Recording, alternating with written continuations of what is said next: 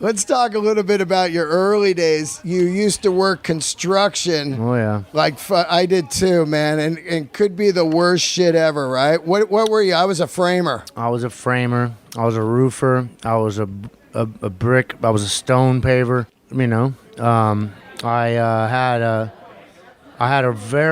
was very disgruntled back then, and I was just basically I was a wildling before the wildlings came along. I was just wild.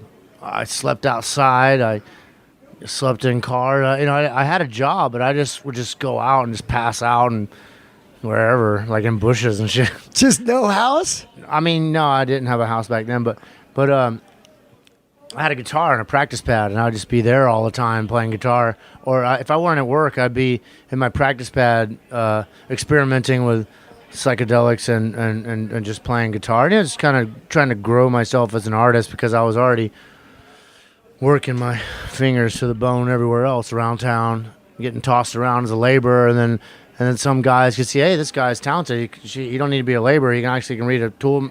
He can read blueprints. I've taught him how to take a 16th into a foot and read the blueprints. He can map shit out. He can pop, whatever. So I excelled in that, and then I met, and I was already working on Mastodon the whole entire time.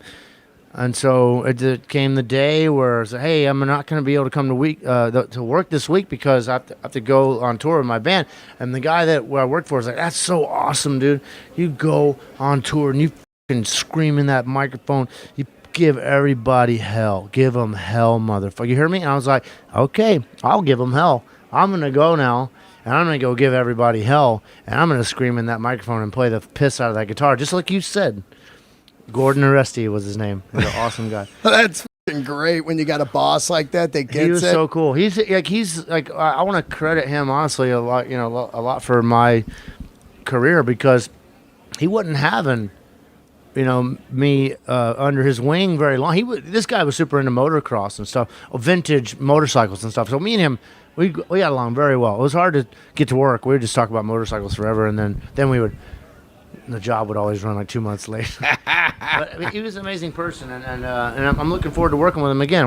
He's gonna come up and we're gonna remodel my house together. So no shit. Full circle. The same dude? Yeah. Wow, you talk to him still? Oh yeah, for sure. Wow. He's a mentor of mine. Wow, that's so He's a great. Dude. He's a great dude. Honestly, he's just I can't say enough good things about him. I love when you get a boss that gets it that you're not going to be there forever, so they're cool with some shit because they know you've got another destiny, but they still let you work at the job. You know what I mean? I had a guy like that when I sold motorcycles. He was basically like, look, man, I got to lay someone off, and I know this ain't your gig, so you'll get unemployment and go get that comedy career. You know what I mean? Yeah, for sure. And he believed in you. They believe in you. And this guy, he believed in me, and so therefore he let me have that time off, and I got to accomplish what I needed to, and I honestly I just can't thank him enough. He taught me a valuable lesson, which is something I still know how to do, and put a roof over my head, and put a roof over other people's heads. That's badass.